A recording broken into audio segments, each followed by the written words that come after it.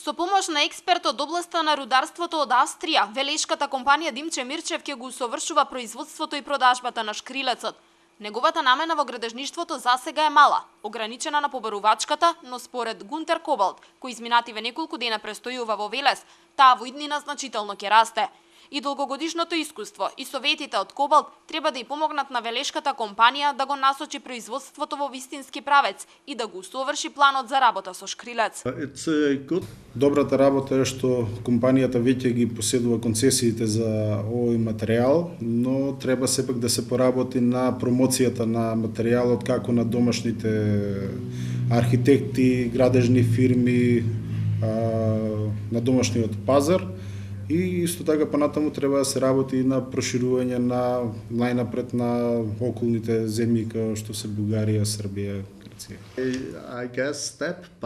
Шкрилецот е светски познат камен, кој е доста применуван во дел од европските земји. Токму затоа што рудникот кој го посети со сопствениците на велешката компанија изобилува со квалитетен материјал, австриецот смета дека шкрилецот полека но сигурно треба да го освојува и македонскиот пазар. Па најбитно беше да добиеме информации какви се можеби светските трендови и што е неговото мислење околу нашите материјали кои што ги имаме тука, дали имаат, да кажеме, иднина на европскиот и на светскиот пазар.